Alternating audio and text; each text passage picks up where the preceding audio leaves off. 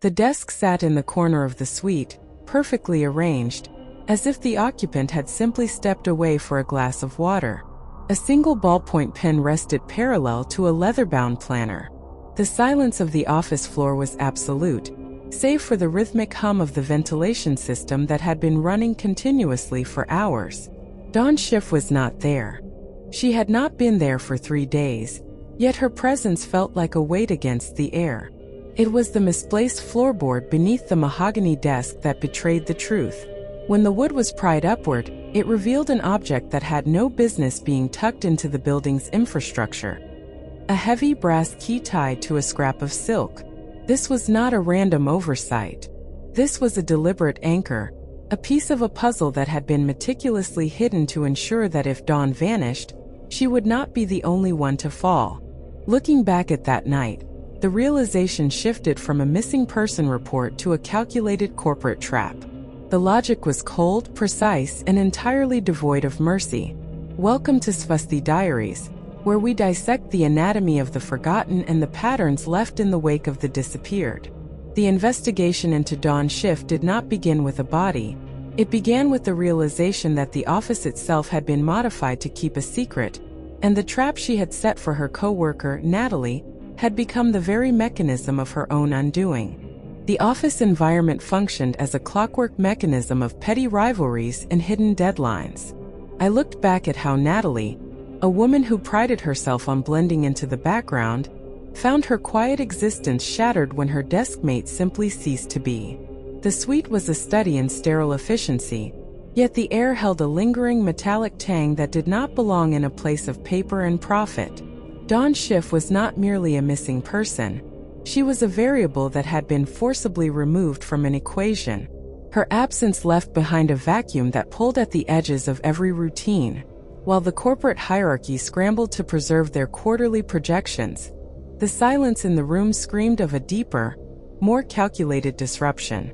Natalie had watched from her own station, noting the way Dawn's pens were aligned with an obsessive precision that suggested a departure or a staged event. The misplaced floorboard served as the first fracture in the facade. It was not a maintenance error. It was a bridge between the mundane surface of corporate life and the subterranean rot beneath the floorboards. The brass key whispered of locks that had never been intended for public eyes, and the scrap of blue silk caught in the wood hinted at a struggle that had been scrubbed from the official records. As I reconstructed the timeline, the stakes became clear. Someone had gone to great lengths to ensure Dawn vanished without a trace, but they had failed to account for the way the office itself would hold onto the debris of their crime. The office environment functioned as a clockwork mechanism of petty rivalries and hidden deadlines. I looked back at how Natalie, a woman who prided herself on blending into the background, found her quiet existence shattered when her deskmate simply ceased to be. The suite was a study in sterile efficiency, yet the air held a lingering metallic tang that did not belong in a place of paper and profit. Dawn Schiff was not merely a missing person. She was a variable that had been forcibly removed from an equation. Her absence left behind a vacuum that pulled at the edges of every routine.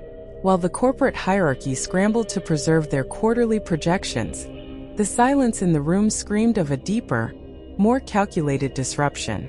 Natalie had watched from her own station, noting the way Dawn's pens were aligned with an obsessive precision that suggested a departure or a staged event. The misplaced floorboard served as the first fracture in the facade. It was not a maintenance error.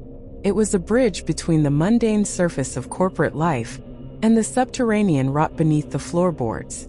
The brass key whispered of locks that had never been intended for public eyes, and the scrap of blue silk caught in the wood hinted at a struggle that had been scrubbed from the official records. As I reconstructed the timeline, the stakes became clear. Someone had gone to great lengths to ensure Dawn vanished without a trace, but they had failed to account for the way the office itself would hold onto the debris of their crime. The corporate network acted as a silent witness, recording the final echoes of Dawn Schiff's digital footprint, long after the physical office doors clicked shut. I navigated through the server logs, finding a series of emails time-stamped well past midnight, hours after Dawn supposedly departed. These were not the frantic notes of a woman fleeing a crime. They were the cold, calculated communications of an extortionist. Each message carried a distinct, repetitive syntax, pointing toward a secret life that shattered her reputation as the office wallflower. While her colleagues saw a woman who lived for spreadsheets and early exits, these logs revealed a predator who thrived on leverage. The timestamps created an impossible contradiction. How could she be in two places at once, or more disturbingly, who was operating her terminal under the cloak of night? The discovery of these emails forced me to reevaluate the entire timeline. If Dawn was the one orchestrating her own disappearance to frame Natalie, then the struggle I sensed behind the floorboards was not a murder, but a tactical failure. My breath tightened as the realization surfaced. The corporate fraud was not the motive but the bait. Dawn had been playing a game of shadows, expecting Natalie to be the one caught in the crossfire of a scandal. Yet, as I traced the path of the last outgoing transmission, I found a physical discrepancy that defied the digital logic. A smudge of industrial grease on the back of the terminal, a substance found only in the building's restricted ventilation shafts. The question shifted from who killed Dawn Schiff to who had been forced to enter the vents to stop her. The emails were not merely suspicious, they were structurally impossible. As I cross-referenced the server logs with the local network traffic, the truth emerged with chilling clarity. Each message was a sophisticated fabrication, a digital ghost written to simulate a persona that Dawn had long since abandoned. Why would someone go to such extreme lengths to frame a woman who was already orchestrating her own vanishing act? The realization shifted the entire investigation. If the emails were fake, then the person operating the terminal was not Dawn, but someone intimately familiar with her private extortion schemes. My focus tightened on the office manager's administrative access, which had remained active during the very hours these fabricated messages were dispatched. The corporate fraud was not the primary motive here. It was the perfect shroud, a smokescreen designed to mask a far more desperate struggle. I looked at the grease smudge on the terminal again, now seeing it not as a byproduct of a maintenance worker, but as a deliberate signature left by someone crawling through the restricted zones to bypass the digital gatekeepers. The office was not just a workspace, it was a labyrinth of hidden motives, and I was finally beginning to map the architecture of the trap. The question remained: what did the killer find in the ventilation shafts that was worth the risk of an entire career to conceal? Each piece of evidence pointed toward a singular, dangerous truth that had been hidden in plain sight since the night the servers went dark. The testimonies I gathered in the aftermath were far too uniform to be spontaneous. Each employee recounted the same timeline, as if they had memorized a script provided by the office manager. Yet the friction remained.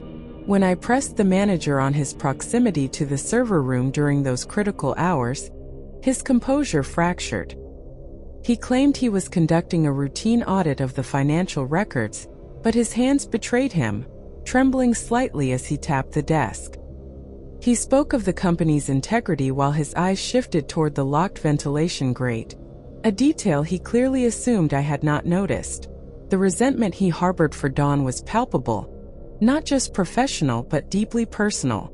He viewed her as a parasite who threatened the stability of his carefully constructed corporate facade. He insisted that Dawn was the one orchestrating the fraud, yet his version of events ignored the physical evidence of the grease smudge I discovered on the terminal, a mark that aligned perfectly with his own height and gait.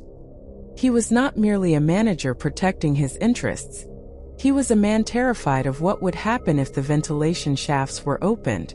The deeper I delved into his history with the firm, the clearer it became that he and Dawn had shared a secret that was never meant to be exposed.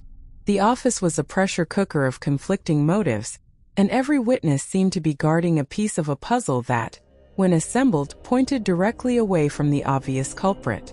I found myself wondering if he truly believed his own lies, or if he was simply trying to survive the night that changed everything. The deeper I ventured into the archives, the more the official story crumbled. I unearthed a physical logbook, tucked away beneath a stack of redundant invoices, that recorded entries long after the digital system claimed the building had been secured. The discrepancy was impossible to ignore. While the server logs insisted the security cameras had been dormant from midnight until dawn, this handwritten ledger documented 3 distinct badge swipes at the service entrance during that exact window. Someone had deliberately severed the connection between the digital reality and the physical world. I cross-referenced the times with the building's motion sensors, and the pattern became chillingly clear. A blind spot was created, not by accident, but by a precise manual override of the sublevel grid. The office manager had claimed he was alone in his office, yet the logbook placed someone or something moving between the server room and the ventilation shafts during the very hour Dawn's shift vanished. The air in the archives grew thin as I realized the implications. If the digital logs were a fabrication, then the entire investigation had been anchored to a lie designed to lead me away from the truth. The grease smudge on the floorboard, which I had previously analyzed as a mere oversight, now appeared to be a deliberate marker, a breadcrumb left behind by a mind that wanted to be followed, but only to a specific, controlled conclusion. I stood in the dark, the weight of the deception pressing against my chest. The game was no longer about finding a killer. It was about untangling a web of manufactured evidence that had been spun long before the first alarm was ever triggered. The deeper I dug into the office architecture, the more the narrative of a simple disappearance dissolved. I found a false wall behind the storage closet in the subbasement, a narrow, soundproofed alcove that had never appeared on any official floor plan. Inside, the space was not empty. It held a secondary workstation, a burner phone, and a detailed dossier on every senior executive in the building. Dawn Schiff had not been a victim of a corporate struggle. She was the architect of a long-term extortion scheme. The realization hit with the force of a physical blow. She had not been hiding from the office manager. She had been monitoring him from the shadows, collecting enough leverage to dismantle the company from within. The struggle I had documented earlier was not an abduction. It was a confrontation that went wrong when Natalie, who I now realized had been the primary target of Dawn's frame-up, stumbled upon this hidden lair. Dawn had planned to vanish, leave behind a trail of fabricated evidence pointing directly to Natalie, and start a new life with the stolen funds. But the plan failed because she underestimated the person she intended to ruin. The evidence on the desk, a half-written resignation letter alongside a list of offshore account numbers, confirmed that the office was merely a stage for a much larger deception. I looked at the ventilation grate near the ceiling. It was slightly displaced, suggesting that the escape route she had prepared for herself had become the very place where her plans unraveled. The question was no longer where Dawn went, but what exactly Natalie found in this room that forced her to bury the truth so deeply. The deeper I analyzed the financial trail, the more the narrative of a simple office disappearance dissolved. Dawn Schiff was not merely an ambitious employee. She had stumbled upon a systemic rot that reached far beyond the cubicle walls. When I finally decrypted the files on the burner phone, the motive shifted from personal animosity to cold, corporate survival. She had discovered an offshore account network used by the firm's primary investor to funnel illegal assets through the company. She did not intend to be a whistleblower. She intended to be a silent partner, siphoning off the excess to secure her own exit. The dossier I retrieved from the subbasement held the keys to the entire operation. It contained wire transfer records, encrypted routing numbers, and a list of shell companies that linked the office manager directly to the fraud. The struggle that occurred in this room was never about a corporate secret. It was a desperate, panicked attempt by the management to silence the one person who held the leverage to destroy their empire. Dawn had underestimated the velocity of the danger she invited into her life. She believed her information was a shield, yet it proved to be a death warrant. As I traced the final data packet, I realized the office manager had not been acting out of simple malice or professional rivalry. He was protecting a fortune that would have vanished the moment the authorities traced the source of those offshore deposits. The room felt heavy with the weight of the truth.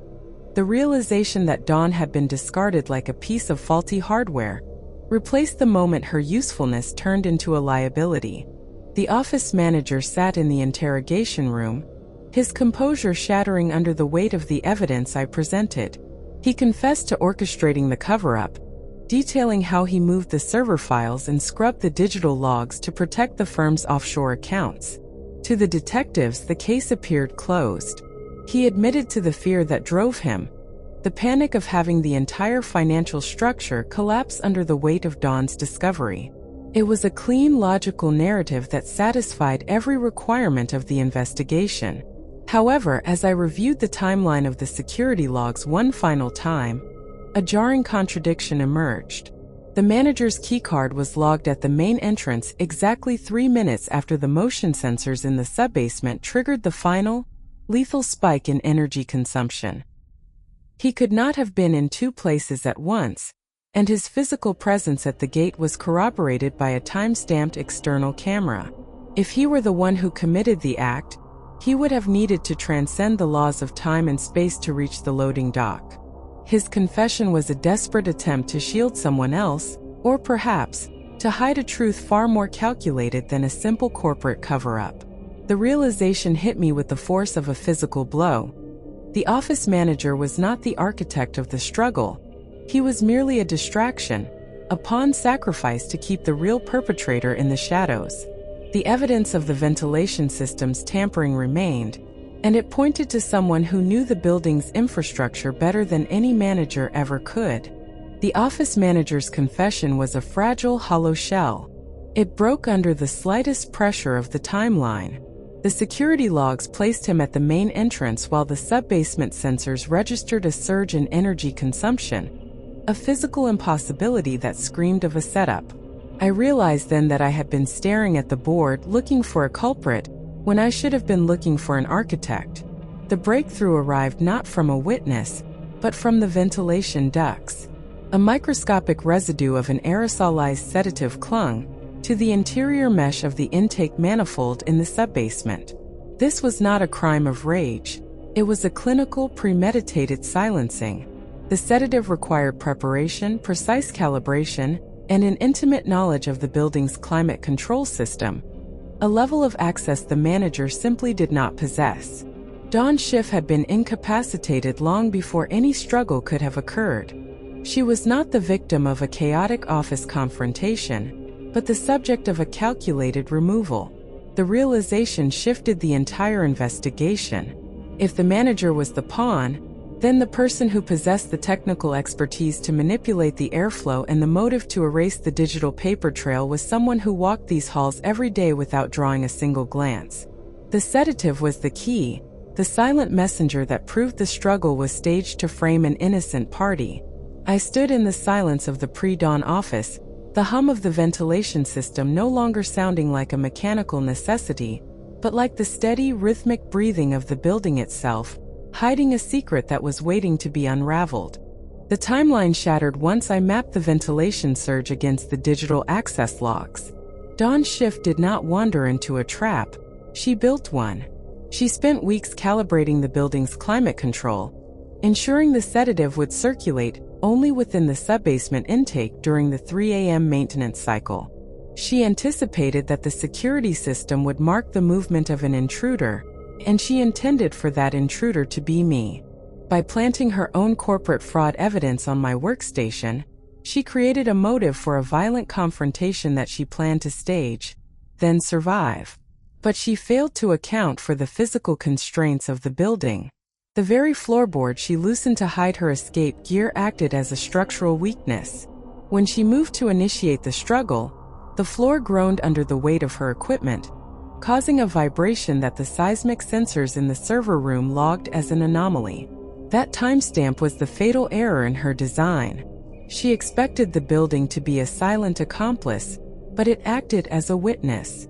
The person who walked these halls that night had the clearance to override the security protocols, but more importantly, they possessed the quiet, unassuming patience to watch her scheme unfold from the shadows.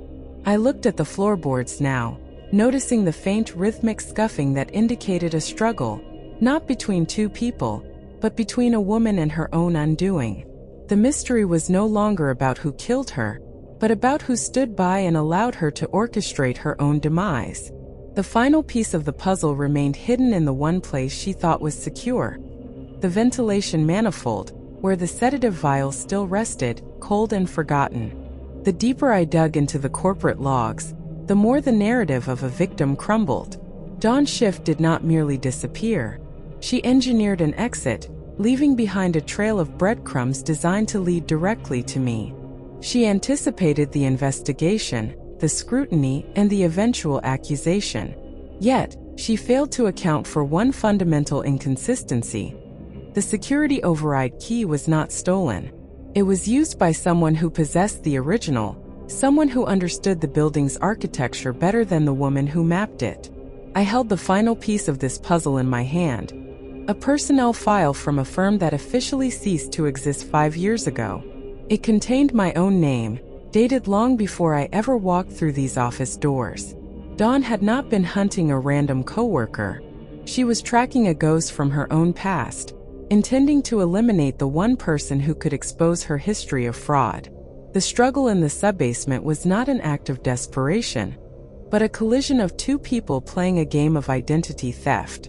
I looked at the ventilation manifold, realizing that the sedative was never meant for me. It was a failsafe, a calculated measure to ensure that if her plan to frame me failed, she could vanish into the night, leaving me to face the consequences of a crime she had meticulously crafted. The question remained: if she held the advantage, why did she end up as the one trapped in the machinery of her own making? The archives room lay in a state of unnatural stillness, the air thick with the scent of ozone and aging paper. I did not need to hunt for the truth anymore. It was laid bare by the very architecture Dawn had manipulated. She had not been a victim of circumstance, but the architect of a deliberate, cold-blooded trap. As I stood amidst the towering steel shelves, the reality of her final act crystallized. She had intended for me to be discovered by the security team, while I was holding the forged documents she planted in my desk. The sedative found in the ventilation manifold was never intended to incapacitate me during a struggle. It was a preemptive measure, a calculated dose to ensure I would be found in a state of induced confusion, unable to defend against the narrative she had constructed. But Dawn underestimated the mechanical reality of the building.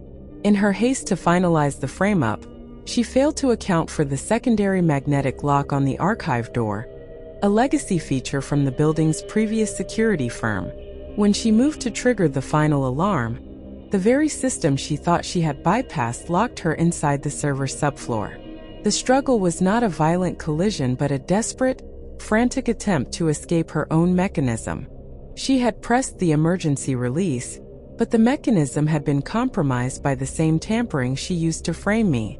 She died in the dark, trapped behind the heavy steel plating of the ventilation shaft, a victim of the precise, logical trap she set for another.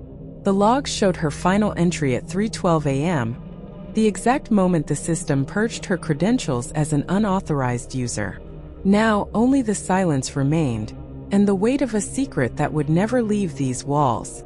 The case concluded with the quiet, chilling finality of a closing ledger. Dawn Schiff's unchecked ambition had transformed the sterile office environment into a silent, permanent monument to her own undoing. When the authorities finally breached the heavy subfloor, they found only the cold, mechanical remnants of a complex plan that eventually turned inward upon its maker. The forged documents, the tampered server logs, and the lingering sedative residues were all methodically catalogued as forensic evidence of a singular, desperate, and ultimately fatal act. I left that building as the pre-dawn sky began to bleed into a pale, bruised violet, leaving behind the lingering ghost of a corporate career I never truly wanted. The company moved with clinical efficiency. They scrubbed the personnel records, sanitized the server logs, and erased her name from the payroll as if she had never existed.